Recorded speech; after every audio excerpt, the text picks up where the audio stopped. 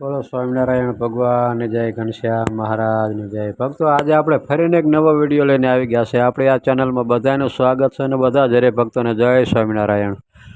ભક્તો, આજનો વિડીયો આપણે લાવ્યા છે, આપણે વચનામૃતની કથા કરવાની છે. આપણે સારંગપુરના આપણે પહેલા પ્રકરણની કથા કરવાની છે. તો આ કથા તમે પૂરેપૂરી સાંભળજો. અને જે હરિભક્તોને ઘરે ભગવાનની મૂર્તિ હોય અને એમને જો ઓનલાઈન ભગવાનના વાઘા મગાવવા હોય તો અમારી પાસેથી તમે મગાવી શકો છો. અમારો મોબાઈલ નંબર 63 54 45 14 82. આ નંબરમાં ફોન કરીને વધારે માહિતી લઈ શકો છો.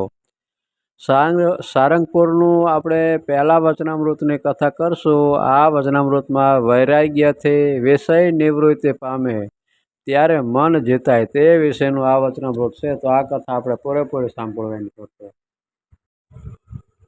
સંવંત 1877 શ્રાવણ વદે પંચમીને દિવસે સ્વામી શ્રી સહજાનંદજી મહારાજ ગામ શ્રી સારંગપુર મધ્ય જેવા ખાચરના દરબારમાં ઉત્તરાદે બારણે ઓરડાની ઓસરીએ બિરાજમાન હતા અને સર્વે શ્વેત વસ્ત્ર ધારણ કર્યા હતા અને પોતાના મુખારવિંદની આગળ મુનિ તથા દેશ દેશના હરિભક્તોની સભા ભરાઈને બેઠી હતી.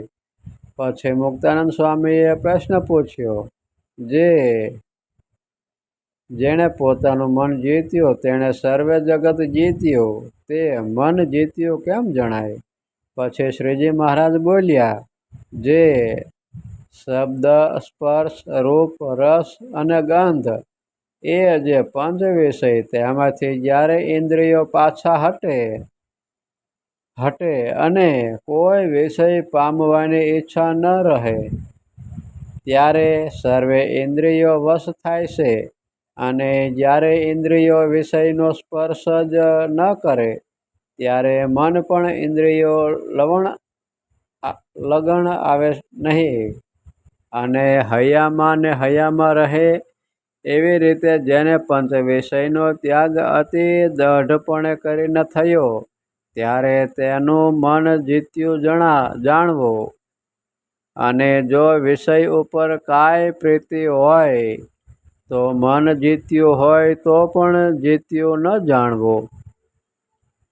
પછી વળી મુક્તાનંદ સ્વામીએ પૂછ્યું, જે વિષયની નિવૃત્તિ થયાનું કારણ તે વૈરાગ્ય છે કે પરમેશ્વરને વિશે પ્રીતિ છે? પછી શ્રીજી મહારાજ બોલ્યા, જે એક તો વિષયની નિવૃત્તિનું કારણ આત્મનિષ્ઠા છે અને બીજું મહાત્મય સહિત જે ભગવાનનું જ્ઞાન તે છે.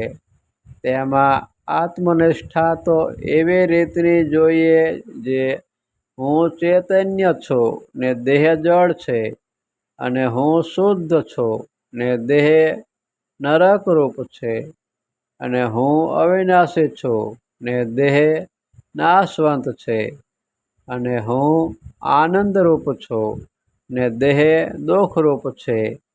એવી રીતે જ્યારે દેહ થકી પોતાના આત્માને સર્વ પ્રકારે અતિશય વિલક્ષણ સમજે ત્યારે દેહને પોતાનું રૂપ માનીને વિષયમાં પ્રીતિ કરે જ નહીં.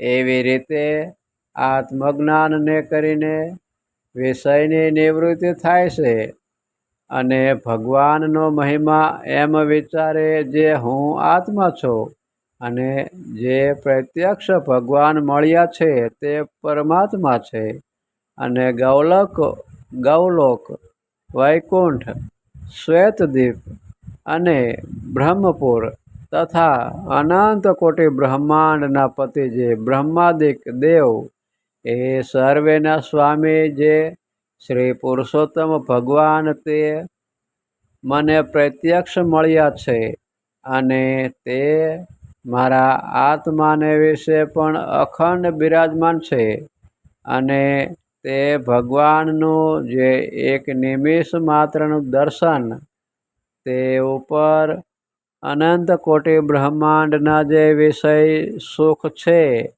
તે સર્વેને વારી ફેરીને નાખી દઈએ અને ભગવાનના એક રોમમાં જેટલું સુખ રહ્યું છે તેટલું સુખ જો અનંત કોટી બ્રહ્માંડના વિષય સુખ ભેળા કરીએ તો પણ તેના કોટીમાં ભાગની બરોબર પણ થાય નહીં.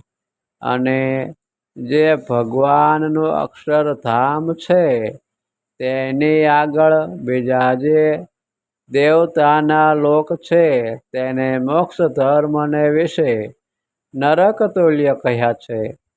એવા જે ભગવાન તે મને પ્રકટ મળ્યા છે તેને મૂકીને નરકના કુંડમાં જેવા જે વિષયના સુખ તેને હું શું ઈચ્છું? અને વિષય સુખ તો કેવળ દુઃખ રૂપ જ છે. એવી રીતે ભગવાનનું મહાત્મય જાણવે કરીને વિષયની નિવૃત્તિ થાય છે. અને એવી રીતે જે આત્મજ્ઞાન અને પરમાત્માનું જ્ઞાન તેમાંથી જે વૈરાગ્ય પ્રગટે તે વૈરાગ્ય કરીને સર્વ વિષય સુખની વાસનાની નિવૃત્તિ થઈ જાય છે. અને જેણે એવી રીતે સમજીને વિષય સુખનો ત્યાગ કર્યો તેને પાછી વિષયમાં પ્રીતિ થાય જ નહીં. અને એનું જ મન જીતાણું કહેવાય છે. અને એવી સમજણ વિના ઝાઝું હેત જણાતું હોય તો પણ જ્યારે કોઈક સારા વિષયની પ્રાપ્તિ થાય ત્યારે ભગવાનને પડ્યા મૂકીને વિષયમાં પ્રીતિ કરે અથવા પુત્ર કલાત્રાદિકને વિશે પ્રીતિ કરે અથવા રોગાદિક સંબંધિત પીડા થાય અથવા પંચ વિષયનું સુખ હોય તે મટી જાય ત્યારે ભગવાનને વિશે પ્રીતિ રહે નહીં અને વિકળ જેવો થઈ જાય. અને જેમ કૂતરાનું ગલુડિયું હોય તે પણ નાનું હોય ત્યારે સારું દિશે તેમ એવાની ભક્તિ પ્રથમ સારી દિશે પણ અંતે શોભે નહીં. ઇતિ વચનામૃત સારંગપુરનું પહેલું પ્રકરણ પૂરું થયું. બોલો સ્વામિનારાયણ ભગવાનની જય. ભક્તો, આ ચેનલમાં જો તમે નવા હોય તો આ ચેનલને સબસ્ક્રાઈબ કરી દેજો જેથી કરીને આવનારી બધી કથા તમારા સુધી પહોંચે અને બધી કથાનો લાભ મળે. તો અત્યારે બસ આટલું જ. મને રજા આપો. આપણે ફરી એક નવા વિડીયો સાથે મળશું. ત્યાં લગી બધા જ હરિભક્તોને હૃદયપૂર્વક જય શ્રી સ્વામિનારાયણ.